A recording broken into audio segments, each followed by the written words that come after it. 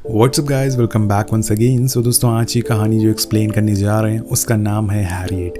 ये अमेरिका के उस दौर की कहानी है जब गरीबों को खरीद कर उन्हें गुलाम बनाया जाता था। उन्हीं में से एक लड़की जिसका नाम मिंटी है, वो आज़ाद होना चाहती है और अपने सपने पूरे करना चाहती है। क्या वो गुलामी के चंगुल से बच पाएगी? चलिए जानते हैं। कहानी शुरू होती है और हम मिंटी के हस्बैंड जॉन को देखते हैं, जो उसके पास एक लेटर लेके आता है, जिसे देख के वो बहुत ही खुश होती है क्योंकि ये उसके आज़ादी के पेपर थे। वो उस लेटर को लेके अपने मालिक के पास जाती है और उसका मालिक, जिसने मिंटी के पूरे परिवार को खरीदा है, वो उनके लिए सालों से काम कर रहे हैं। पर जॉन मालिक से कहता है कि मैं अपने परिवार को लेके यहाँ से दूर जाना चाहता हूँ और मैंने एक लॉयर को भी हायर कर लिया है। ये उसका लेटर है, अब आपको हमें आज़ाद करना ही होगा। लेकिन मालिक, जिसका नाम एडवर्ड है, वो अच्छा इंसान नहीं है। मालिक जॉन से बोलता है कि सिर्फ तुम मेरे गुलाम नहीं हो, तुम्हारा पूरा खानदान मेरा गुलाम है। तुम मेरी प्रॉपर्टी हो और तुम्हारे आने वाले बच्चे भी मेरे गुलाम होंगे, और मैं अपनी प्रॉपर्टी को कैसे छोड़ दूं? और उस लेटर को उनके सामने ही फाड़ देता है। वो कहता है कि सुन लड़की, तेरे पति आज़ाद हो सकते हैं, तेरा बाप भी आज़ाद हो सकता है, लेकिन तू और तेरी माँ यहीं सड़ेंगे हमेशा के लिए। और ये सुनकर मिंटी की माँ रोने लगती है और उसे कहती है कि तू शैतान है, एडवर्ड ऊपर वाला तुझे नहीं छोड़ेगा। ये सारी बातें सुनकर मिंटी भागकर एक जगह जाती है और ऊपर वाले से प्रार्थना करने लगती है। ऊपर वाले, मेरा मालिक बहुत ही बुरा इंसान है, अगर आप उनकी आत्मा बदल नहीं सकते तो उन्हें उठा लीजिए। और दोस्तों, अगले दिन एक चमत्कार होता है। ऊपर वाले ने मिंटी की आवाज़ सुन ली थी। हम देखते हैं कि अगले ही दिन एडवर्ड की मौत हो जाती है और ये देखकर उसका बेटा मिंटी पर बहुत ही गुस्सा होता है क्योंकि उसने मिंटी को प्रार्थना करते हुए देख लिया था। वो पूरे शहर में मिंटी के पोस्टर्स लगा देता है कि अगर कोई गुलाम खरीदना चाहता है तो मुझसे आकर मिले।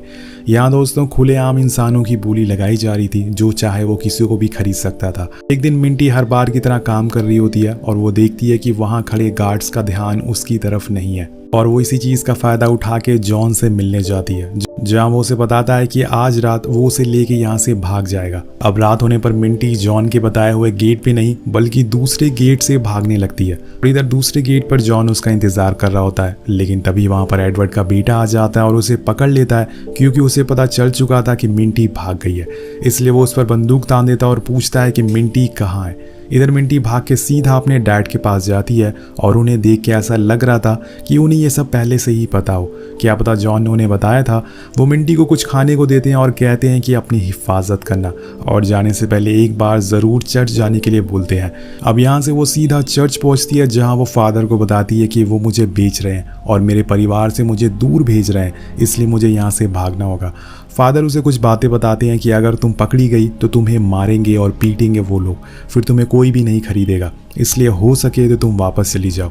लेकिन मिंटी कहती है कि अब वो वापस नहीं जाएगी, वो आज़ाद होना चाहती है। और फादर भी गोरों के जुल्मों के बारे में जानते थे, इसलिए वो कहते हैं कि मेरी बात ध्यान से सुनो।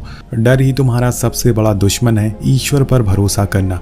उत्तरी तारा तुम्हें रास्ता दिखाएगा, और अगर तारा ना दिखे तो नदी तुम्हें रास्ता दिखाएगी, और उसी के सहारे तुम्हें विल्मिंगटन पहुंचना है। वहां जाकर तुम्हें थॉमस गैरेट नाम के आदमी से मिलना होगा, जो कि लोहे का व्यापारी है। मैं यहाँ से उसे बात कर लूँगा, वो तुम्हारी मदद ज़रूर करेगा। और इधर मिंटी के डैड के पास उसके मालिक के लोग आते हैं क्योंकि उन्हें पता चल चुका था कि वो भाग गई है। लेकिन मिंटी के डैड झूठ बोलते हैं कि उसने तो उसे काफ़ी टाइम से देखा ही नहीं है। वो लोग भी समझ जाते हैं कि उन्हें अब मिंटी को ढूंढना होगा। अब मालिक, जिसका नाम गाइडन होता है, वो एक टीम बना के जंगल में भेजता है और सारे लोग मिंटी को ढूंढ रहे थे। और इधर हम देखते हैं कि मिंटी भी ज़्यादा दूर तक नहीं जा पाती। आधे रास्ते में मिंटी इन्हें ब्रिज पर मिल जाती है। अब यहाँ वो दोनों तरफ से फंस चुकी थी। गाइडन बोलता है कि चल, तेरी माँ रो रही है और तेरी बहन भी, लेकिन मिंटी ने इरादा बना लिया है, वो वापस तो नहीं जाएगी, चाहे कुछ भी हो जाए। वो सीधा ब्रिज से छलांग लगाती है और नदी की गहराइयों में खो जाती है। गाइडन उसे ढूंढने की बहुत कोशिश करता है, लेकिन वो अब उसकी पहुंच से बहुत दूर जा चुकी है।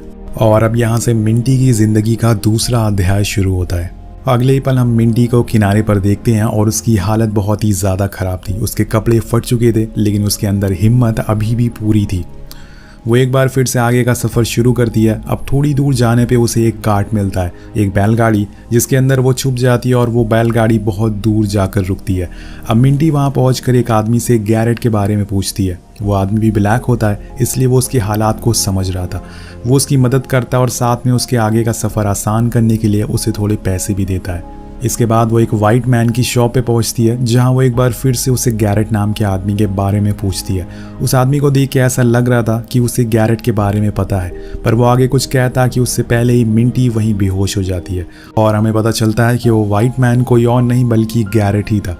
वो दिल का बहुत ही अच्छा इंसान होता है। अब वो मिंटी को अपने घर ले जाके उसे आराम करने को कहता है और उसे पहनने के लिए अच्छे कपड़े भी देता है। और जब उसकी आंख खुलती है तो वो अपनी बैलगाड़ी में उसे बैठा के उसे उसकी मंजिल के करीब लाके खड़ा कर देता है।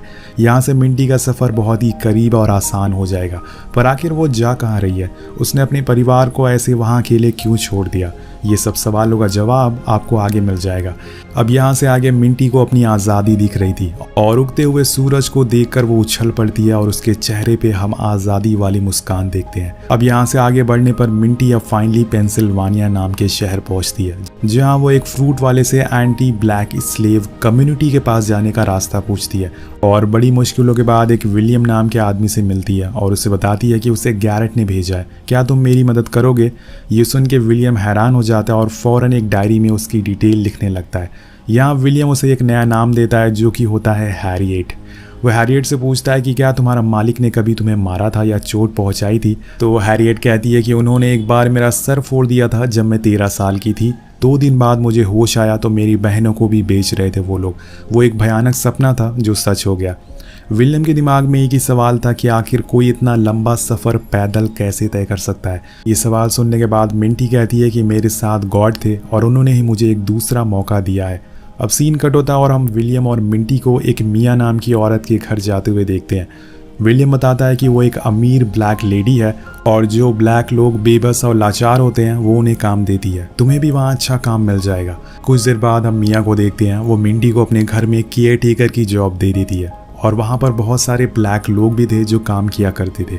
अब एक रात मिंटी और मिया के बीच में बातें होती है जिसमें वो बताती है कि उसका एक हस्बैंड है जिसका नाम जॉन है। वो गुलाम नहीं है, बस मैं और मेरा परिवार ही गुलाम है। मिंटी के दिल में एक ख्याल आता है कि जिस जॉन को वो चाहती है वो भी यहाँ आए। उसने इसलिए उसे अकेले छोड़ दिया क्योंकि वो जानती है कि वो गुलाम नहीं है, पर अगर वो दोनों भागते हुए पकड़े जाते हैं तो उसका मालिक उसे भी गुलाम बना लेता। वेल दोस्तों, यहाँ पर धीरे धीरे समय बीतता रहता है और अब 1 साल बीत जाते हैं उसे पेंसिल्वानिया में काम करते करते। अब एक दिन वो पोर्ट जाके एक आदमी से अपनी परिवार के बारे में पूछती है। दरअसल ये वही आदमी होता है जिसने उसकी पहली बार मदद की थी। मिंटी उससे पूछती है कि तुम मेरे परिवार से मिले? वो आदमी कहता है कि हाँ, उन्हें पता है कि आप सेफ हैं। तो वो पूछती है कि क्या मेरे पति जॉन ने कोई संदेश भेजा है? वो कहता है कि नहीं। और ये सुनकर मिंटी निराश हो जाती है। वो भागते हुए विलियम के पास आती है और कहती है कि मुझे आपकी मदद चाहिए मेरे परिवार को यहाँ लाने में। वो कहता है कि ऐसा मुमकिन नहीं है, हमारी पहुँच इतनी दूर तक नहीं है।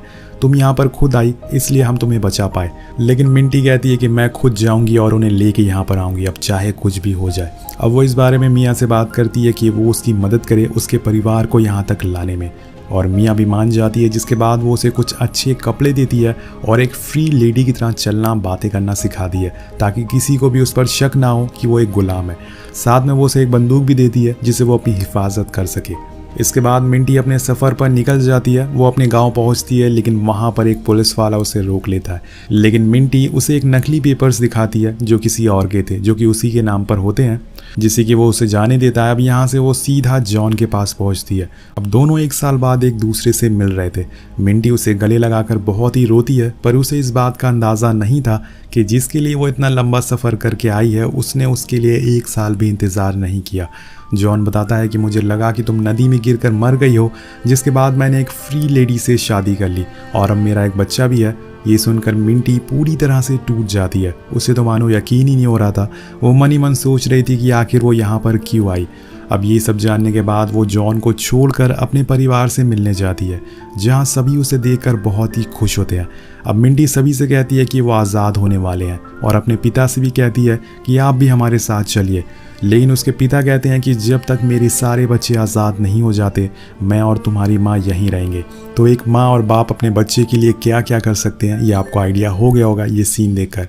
वहीं जब इन लोगों के मालिक को पता चलता है कि मिंटी के साथ साथ और भी लोग भाग गए हैं, वो पागल हो जाता और उसे समझ नहीं आता कि आखिर इन लोगों में इतनी हिम्मत कैसे आ गई। अब यहाँ मिंटी की एक बहन भी होती है जो कि अभी भी वहीं पर थी। गार्डियन उसका गला पकड़ लेता है और उन लोगों के बारे में पूछता है। वो कुछ भी नहीं बताती, लेकिन उसके बच्चों को वो उठा लेता और कहता है कि अगर उसने कुछ नहीं बताया तो वो उसके बच्चों को मार देगा। अब अपने बच्चों के लिए वो सब कुछ सच बता देती है और गाइडन को पता चल जाता है कि इन सब के पीछे कोई और नहीं बल्कि मिंटी है। अब गाइडन एक गुलाम पकड़ने वाले आदमी को हायर करता है और उसे जल्द से जल्द ढूंढने को बोलता है। वहीं दूसरी तरफ मिंटी और उसके साथी के लोग नदी के किनारे जाके रुक जाते हैं क्योंकि उनमें से किसी को भी तैरना नहीं आता था और ना ही वहाँ कोई बोट थी जिससे कि वो उसे पार कर सके। और इन लोगों के साथ एक बूढ़ी औरत भी थी और एक छोटा बच्चा भी था जिसे नदी पार कराना बहुत ही मुश्किल हो रहा था। अब मिंटी का भाई कहता है कि अगर हम नदी में गए तो सभी मारे जाएंगे, लेकिन मिंटी अपनी बात पर अड़ी रहती है। वो कहती है कि अब एक ही रास्ता बचा हुआ, या तो करो या फिर मरो। मिंटी खुद उस नदी को पार करके पैदल जाने लगती है और कुछ ही देर में वो उस नदी को चलकर ही पार कर लेती है, जिसे देखकर वो लोग भी उसके पीछे पीछे आ जाते हैं। इधर दूसरी तरफ गाइडन और गुलाम को पकड़ने वाले आदमी, जिनके नाम होते हैं लॉन्ग और वॉल्टर, वो सभी रास्तों को रोककर इनका इंतजार ब्रिज पर कर रहे थे। लेकिन थोड़ी देर में इन्हें पता चल जाता है कि मिंटी अब नदी के रास्ते भाग चुकी है और ये जानकर गाइडन और ज़्यादा गुस्सा हो जाता है और वॉल्टर को मारने लगता है। वॉल्टर ने दोस्तों जानबूझकर इन्हें नहीं बताया कि वो भाग रही है, क्योंकि वो भी चाहता था कि मिंटी और उसके साथी जिंदा बचकर यहाँ से चले जाए। यहाँ एक दिन बीत जाते हैं और सारे लोग अब पेंसिल्वानिया पहुंच गए थे। मिंटी ने जो खुद से वादा किया था वो उसने पूरा किया। भले ही वो जॉन के साथ नहीं है, लेकिन उसने अपने परिवार को बचा लिया। और ये देख के विलियम चौंक जाता है कि आखिर एक अकेली लड़की ये कैसे कर सकती है। इसके बाद मिंटी को एंटी स्लेव कम्युनिटी का मेंबर बना लिया जाता है, जहां उसका काम होगा कि वो दुनिया के हर हिस्से से गुलामों को आज़ाद करके यहाँ लाएगी। और मिंटी ने भी इसे अपनी ज़िंदगी का मकसद बना लिया था कि जब तक एक भी आदमी गुलाम रहेगा वो उनके लिए लड़ेगी और उन्हें आज़ाद करवाएगी। अब धीरे धीरे करके वो सारे गुलामों को आज़ाद करवाती है, पर हर गांव में ये खबर फैल जाती है कि कोई मसीहा है जो आता है और गुलामों को आज़ाद करके ले जाता है। अब चारों तरफ मिंटी और उसके साथियों को पकड़ने के पोस्टर लगने लग गए थे, पर वो किसी के भी हाथ नहीं आती और धीरे धीरे करके वो कई सारे गुलामों को आज़ाद करवा के पेंसिल्वानिया ला देती है। पर अभी भी उसके परिवार के कुछ लोग थे जो अभी भी गुलाम थे। वो ठान लेती है कि वो अब अपनी बहन को गुलामी से आज़ाद करवाएगी, साथ साथ में अपने माता पिता को भी। जब मिंटी चुपके से अपनी बहन के पास जाती है तो वो उसके साथ जाने से मना कर देती है, क्योंकि उसके दोनों बच्चों को उसके मालिक ने छुपा लिया था और वो उन्हें लिए बिना यहाँ से नहीं जाएगी। अब मिंटी ना चाहते हुए भी वहाँ से चली जाती है, पर वो अपनी बहन से वादा करती है कि वो उसे वापस लेने ज़रूर आएगी। अब बीच रास्ते में उसे वही लड़का मिलता है जिसका नाम वॉल्टर होता है। वॉल्टर उसे कहता है कि मैं भी तुम्हारे साथ काम करना चाहता हूँ, और मिंटी मान जाती है और अपने साथ उसे रख लेती है। अब पूरे स्टेट में हंगामा मच जाता है कि इधर सारे गुलाम कैसे भाग रहे हैं।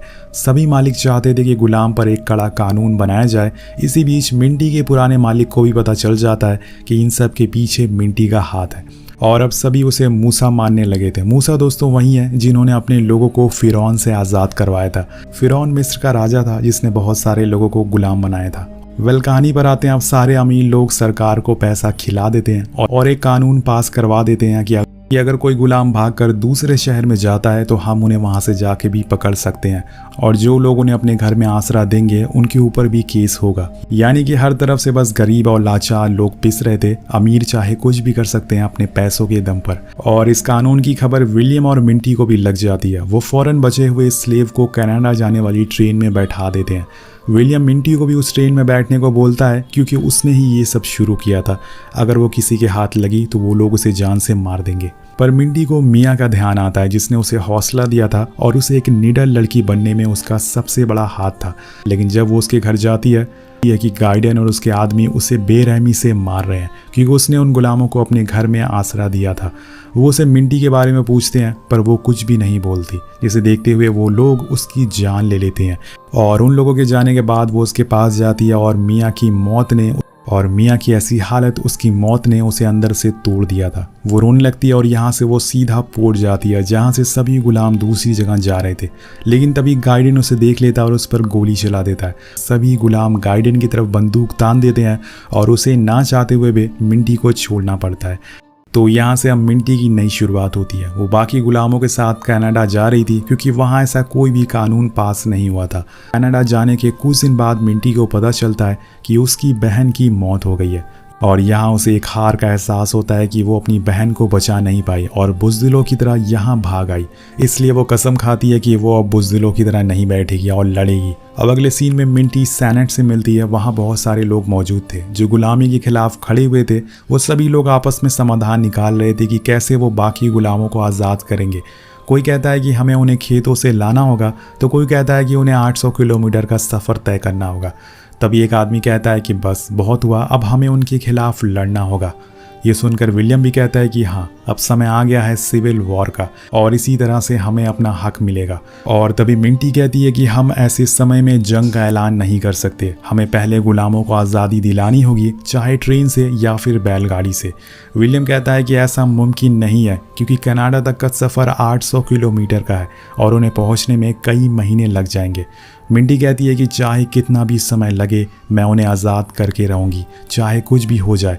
वो सभी से कहती है कि आप में से बहुत सारे लोग आज़ाद पैदा हुए हैं, आपको गुलामी का एहसास नहीं है, आप सभी लोग एक आरामदायक ज़िंदगी जी रहे हैं।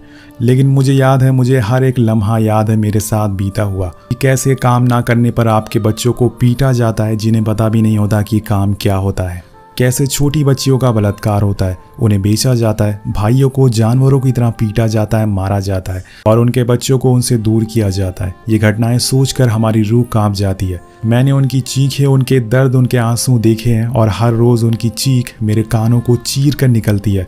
जब तक मेरी नसों में खून है मैं उनके लिए लड़ूंगी और मैं नहीं रुकने वाली हूँ। मैं तब तक लड़ूंगी जब तक ये गुलामी का शैतान ख़त्म नहीं हो जाता। उसकी ये बातें सुन के सभी लोग उसके लिए ताली बजाते हैं और उसे सम्मानित करते हैं। और इसी तरह से वो बहुत सारे गुलामों को आज़ाद करवा के कनाडा लाती है जिनकी ज़िंदगी बदल जाती है। एक दिन गवर्नमेंट को पता चलता है कि मिंटी के डैड गुलामों को भगाने में मदद कर रहे हैं, तो वो उन्हें अरेस्ट करने का ऑर्डर देते हैं। लेकिन इससे पहले कि मिंटी उनके पास पहुँच जाती है और अपनी माँ बाप को बचा लेती है और उन्हें भी आज़ाद करवा देती है, वो अपने पिता से कहती है कि मैंने आपसे वादा किया था ना कि मैं आपको लेने ज़रूर आऊँगी और आज वो दिन आ गया है। ये सुनकर उसके पिता उसे गले से लगा लेते हैं और उसकी माँ रोने लगती है। वो उन्हें कनाडा के लिए रवाना कर देती है, लेकिन अभी मिंटी की बहन के दोनों बच्चे उसी घर में थे। वो रात के अंधेरे में वहाँ घुस जाती है और उन्हें भी आज़ाद करवा लेती है। पर अब मिंटी के लिए मुसीबत और ज़्यादा बढ़ गई थी। पूरे शहर में ये खबर फैल जाती है कि मिंटी अभी भी इस शहर में है और सभी रास्ते बंद कर दिए जाते हैं जिससे वो निकल ना पाए। और इसी बीच हम एक लेडी को देखते हैं जो ब्रिज से अपने बैलगाड़ी को ले जा रही थी। तो यहाँ पर इस लड़की ने अपना हुलिया बदला हुआ था और वो कहती है कि वो लूथर ग्रैंड का बेटा है जिसे वो लोग उसे जाने देते हैं। यहाँ उनसे सबसे बड़ी गलती हो जाती है और अब मिंटी और उसके साथी शहर से बाहर आ चुके थे, लेकिन अभी भी उनकी मुसीबतें ख़त्म नहीं हुई थी। गाइडन और लॉन्ग अभी भी उनके पीछे थे। मिंटी अपनी माँ से कहती है कि माँ बस थोड़ी दूर और है और अब हमारे पास भी अपना घर होगा जहाँ हम सभी एक साथ रह सकेंगे, वहाँ हमारा कोई भी मालिक नहीं होगा। वो सभी को बोट में बैठा देती है लेकिन खुद नहीं जाती क्योंकि उसे एहसास हो गया था कि गाइडन उसके पीछे ही है। अब वो उनसे लड़ने के लिए पीछे जाती है और तभी जॉन उसे देख लेता है और तभी एक गोली आकर उसे लगती है जो किसी और ने नहीं बल्कि गाइडन ने मारी थी, जो मिंटी को मारना नहीं बल्कि उसे गुलाम बनाना चाहता था। एक समय पे दोनों आमने सामने होते हैं तो गाइडन उसे मारने के लिए अपनी बंदूक निकालता है, लेकिन उससे पहले ही मिंटी उस पर गोली चला देती है जिससे उसकी बंदूक गिर जाती है और वो उसकी बंदूक उसी पर तान देती है और उसे घोड़े से नीचे उतरने को कहती है। अब यहाँ पर मिंटी खड़ी थी और उसके मालिक उसके सामने घुटनों पर बैठा हुआ था। वो उसे अपनी जान की भीख मांगता है और उसे पैसों का लालच भी देता है और कहता है कि मैं तुमसे प्यार करता हूँ और मुझे पता है कि तुम भी मुझे चाहती हो। लेकिन मिंटी अब उसकी बातों में नहीं आने वाली थी। के बाद वो उसका घोड़ा ले लेती है और भीख में उसकी जान बख्श देती है। अब सीन कट होता और मिंटी ने एक पूरी बटालियन बना ली थी जो गुलामों को आज़ाद कराती है। उसने कसम खाई थी कि वो आखिरी सांस तक लड़ेगी। और यहाँ आता है पूरी कहानी का सबसे बेहतरीन सीन, जहाँ हम देखते हैं कि मिंटी एक गांव जाती है अपने लोगों को लेने के लिए, वहाँ के गुलामों को आज़ाद करवाने के लिए। वो गुलामों का इंतज़ार कर रही थी और उनके लिए गाना गा रही थी, पर वो नहीं आते और तभी वो हाथ उठाकर ऊपर वाले से विनती करती है और अगले पल ही हम हज़ारों गुलामों को उसकी तरफ आते हुए देखते हैं। उन गुलामों के पीछे उनके मालिक भी होते हैं, लेकिन मिंटी के पास उनसे ज़्यादा लोग थे, जिसकी वजह से वो अब डरने वाली नहीं थी और वो सभी को आज़ाद करवा कर वापस लाती है।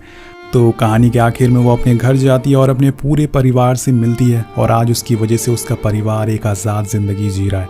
सभी उसे देखकर रोने लगते हैं और मिंटी, जिसका असली नाम हैरियट है, उसने अपनी ज़िंदगी में 700 से ज़्यादा गुलामी को आज़ाद करवाया। 10 मार्च 1913 को कभी ना हार मानने वाली हैरियट की मौत हो गई और इसी के साथ ये कहानी ख़त्म हो जाती है। वेल गाइज, ये कहानी देखकर आपको डॉक्टर BR अम्बेडकर साहब की याद ज़रूर आई होगी, जिन्होंने अपनी पूरी ज़िंदगी लगा दी दलितों और बेसहारों को बचाने में। उन्हीं की वजह से आज हमारे देश में हर कोई बराबर है, चाहे वो किसी भी जाति या धर्म का हो। आपको ये कहानी कैसी लगी नीचे कमेंट करके ज़रूर बताएगा। मिलते हैं आपसे अगली वीडियो में। Thank you so much watching. Peace out.